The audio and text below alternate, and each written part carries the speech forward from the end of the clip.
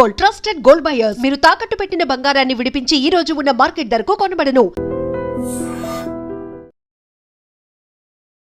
నమస్కారం, welcome to I dream. నేను మీ ఝాన్సీ. ప్రస్తుతం మనతో ప్రముఖ ఆధ్యాత్మికవేత్త శ్రీనివాసుల అనంతరామ శర్మ గారు ఉన్నారు. ఈరోజు కొన్ని మంచి విషయాలు ఆయన అడిగి తెలుసుకుందాం. నమస్కారం అండి. నమస్కారం. గురుగారు, నరదిష్టి అంటూ ఉంటారు. అంటే చాలామంది మన వాడుక భాషలో అబ్బా ఎవరి దిష్టి తగిలిందో, ఈరోజు తలనొప్పిగా ఉందనో, లేకపోతే ఎవరి దిష్టి తగిలిందో ముందుకు ఎదగలేకపోతున్నాము అంటూ ఉంటారు. అసలు దిష్టి అంటే ఏంటి? అంటే మనం మంచిగా రెడీ అయినా కానీ మనం డెవలప్ అవుతున్న క్రమంలో అలా మనకి ఏమైనా వేరే వాళ్ళ వల్ల, అంటే బయట అమ్మో వీళ్ళు డెవలప్ అవుతున్నారు అలాంటిదా, లేకపోతే పర్సనల్గా మనం ఇవన్నీ ఊహించుకోవడం, భయాలు, మూఢనమ్మకాలు అంటారు, నిజంగా దిష్టి అనేది తగులుతుందా? చాలా మంచి ప్రశ్న అమ్మా. దిష్టి అనేది మూఢనమ్మకం కాదు. దానికి బెస్ట్ ఎగ్జాంపుల్స్ మనకు మనమే. అది ఎలాగో కూడా చెప్తాను.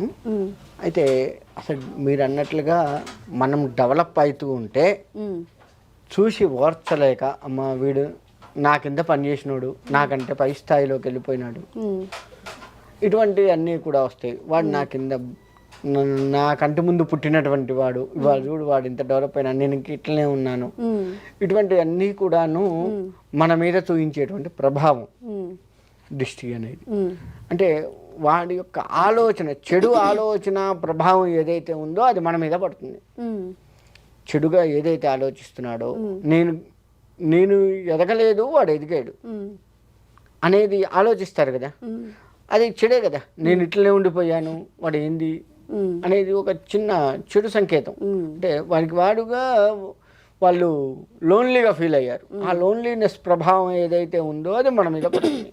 అంటే మన లైఫ్లో మనం నిజాయితీగా కష్టపడి ఒక పొజిషన్కి వెళ్తున్నా కానీ ఇట్లాంటి చెడు ఆలోచనల వల్ల కూడా మనకి ఎఫెక్ట్ ఖచ్చితంగా ఉంటుంది. ఎట్టి పరిస్థితుల్లో కూడా మనం ప్యూన్ దగ్గర నుంచి లెక్క వేసుకుంటే ఎంత పెద్ద రాష్ట్రపతి అయినా సరే, అక్కడి వరకు ఎవరైనా ఏ రంగంలో ఏ ఉద్యోగం చేస్తున్నా, ఎలా ఉన్నా సరే ఈ చెడు ప్రభావం వాళ్ళ మీద పడి తీరుతుంది. అందులో ఎటువంటి సందేహం లేదు. నెగిటివ్ ఎనర్జీయే దిష్టి. ఓకే, మన మీద వచ్చేటువంటి నెగిటివ్ ఎనర్జీ, 10 మంది మాట్లాడిన ఈ నెగిటివ్ ఎనర్జీ ఏదైతే ఉందో అదే కేవలం మాట్లాడుకోవడం వల్ల, కేవలం మాట అంటే నరదిష్టి తగిలితే నల్లరాయి కూడా కరిగిపోతుంది అని ఒక మాట అంటూ ఉంటారు. అంటే అంత పవర్ఫుల్ అన్నమాట ఆ మాట.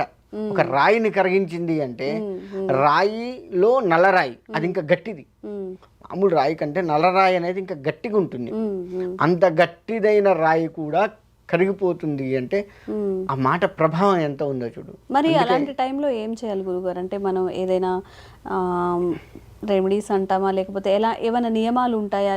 అసలు దిష్టి మనకి తగిలింది అని ఎలా తెలుస్తుంది అంటే అది ఆడవారు కానీ మగవారు కానీ ఎవరైనా కావచ్చు. దిష్టి తగిలింది అనగానే వాళ్ళకి విపరీతమైన ఒళ్ళు నొప్పులు, అలసట, ఇంతకు ముందు లేని అలసట.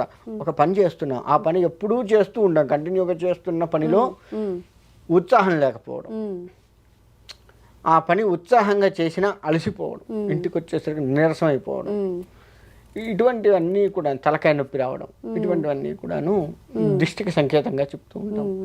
ఉదాహరణకి ఒక ఆడవారికి దిష్టి తగిలింది అనుకుందాం.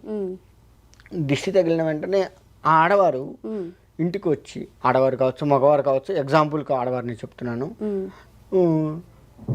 ఇంటికి వచ్చి కాళ్ళు మొహం కడుక్కొని స్టిక్కర్ పెట్టుకుంటాం కదా, ఆ స్టిక్కర్ తీసివేసి ఇంకా మళ్ళీ దాన్ని వాడద్దు. ఒకసారి దిష్టి తగిలిన స్టిక్కర్ ఏదైతే తీసేసామో దాన్ని మళ్ళీ వాడద్దు. మళ్ళీ వాడితే అది మళ్ళీ కంటిన్యూ అయ్యే ప్రమాదం ఉంది. మళ్ళీ మనకు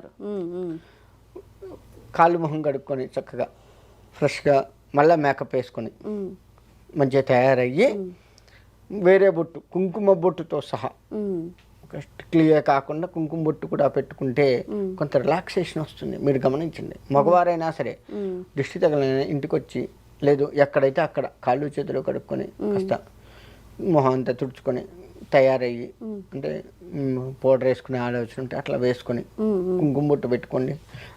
అంతకు ముందుకి మీరు ఇలా కుంకుమ బొట్టు పెట్టుకున్న తర్వాతకి రిలాక్సేషన్ వచ్చేస్తుంది, ఆటోమేటిక్గా వస్తుంది, కొంతవరకు పోతుంది. ఇలా దిష్టిని మనం తీసివేసుకోవచ్చు. లేదు అంటే కాలుకి మన నల్ల తాడు కట్టుకుంటారు, దిష్టి తాడు లాగా నల్ల తాడు కట్టుకుంటారు. అది కొంత. ఆడవారైతే అరికాలకి, ఆడవారు చిన్నపిల్లలైనా సరే అరికాలు కాటుక పెట్టుకుంటారు, దానివల్ల కొంత పోతూ ఉంటుంది. ఇట్లా దిష్టి పోవడానికి అనేక రకాల మార్గాలు ఉన్నాయి ఒక మనిషికి దిష్టి తగిలితే. అదే వ్యాపారం లెక్కేసుకుందాం.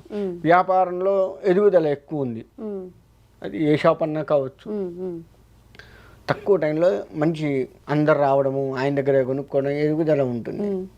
తద్వారా బాబు షాప్ బాగా తక్కువ టైంలో ఎక్కువ క్లిక్ అయినాడు అనే మాటలతోటి మనం అనుకుంటూ ఉంటాము. అలాంటి సమయంలో ఆయన డెవలప్మెంట్ తగ్గిపోతుంది ఆ దిష్టి తగిలి. మరి అటువంటి షాపులకు ఏంది అంటే గుమ్మడికాయను మార్చడం, ఆదివారం కానీ గురువారం కానీ, ఇంకా ఆదివారం అమావాస్య గురువారం అమావాస్య వస్తే ఇంకా పవర్ఫుల్. అలా గుమ్మడికాయ మార్చడం ఒకటి. రెండోది, మనం షాప్ బంద్ చేసేటప్పుడు ఒక నిమ్మకాయని కట్ చేసి 2 ముక్కలు అవుతాయి కదా, ఆ బంద్ చేసే ముందు కుంకుమ, పసుపు కుంకుమలో అద్ది ఈ షట్టర్కి మెయిన్ ఎంట్రన్స్కి అటు ఇటు పెట్టి దాని మీద కర్పూరం వెలిగించి నమస్కారం చేసుకొని షట్టర్ వేసి ఇంటికి వెళ్ళిపోతే చాలు, కొంత తగ్గిపోయే అవకాశం. గుమ్మడికాయతో దిష్టి తీస్తారు, అలా తీయించుకోవచ్చు. ఇంకా ఇలా వ్యాపారానికి సంబంధించి ఇంటికి అయితే మనం ఇంటికి కూడా ఇది పాటించవచ్చు. గుమ్మడికాయ మార్చడము, చేయటము. మనకి దిష్టి ఎక్కువగా ఉంటే ఇంటికి కానీ షాపుకి కానీ దిష్టి ఎక్కువగా ఉంటే చూడండి, కొత్త గుమ్మడికాయ అయినా సరే తొందరగా కుళ్ళిపోవటము, లేదంటే పగిలిపోవటము, పగిలి ఆ రసము ఏదైతే ఉందో గుమ్మడికాయ రసం అది కారి కింద పట్టడం కూడా జరుగుతూ ఉంటుంది. అది నేను చాలా మంది దగ్గర గమనించాను. నేను అలా నా దగ్గరకు వచ్చిన కేసుల్లో ఇటువంటివన్నీ గమనించుకున్నాను. ఇలా జరుగుతుంది. షాపులకి తొందరగా తీసుకుంటుంది. గుమ్మడికాయ ఒకటి, నిమ్మకాయలు ఒకటి, కొబ్బరికాయ ఒకటి, ఈ 3 కూడా తొందరగా నెగిటివ్ ఎనర్జీని తీసేసుకుంటాయి. తీసేసుకొని ఆ షాపు కానీ ఇల్లు కానీ ఏం కాకుండా చూస్తాయి. లేదు అంటే పటిక, తెల్లటి పటిక ఉంటుంది, దాన్ని ఎర్రటి గుడ్డలో కట్టి ఎదురుగా కట్టినా సరే తొందరగా నెగిటివ్ ఎనర్జీని తీసేసుకుంటుంది. ఇలా ఇప్పుడు మనం మామూలుగా లెక్క వస్తే నిమ్మకాయలు, కొన్ని మిరపకాయలు కలిపి తీగ గుచ్చి షాప్ దగ్గర వెళ్ళాడదీసి ప్రతి వారం దాన్ని మారుస్తూ ఉంటారు. అది కూడా కొంత ఎనర్జీని, నెగిటివ్ ఎనర్జీ ఏదైతే ఉందో దాన్ని తీసేసుకొని మనకు పాజిటివ్గా ఆ షాప్ కానీ ఇల్లు కానీ ఉండేట్లుగా చేస్తూ ఉంటుంది. ఇలా వ్యాపారానికి సంబంధించి ఇలా.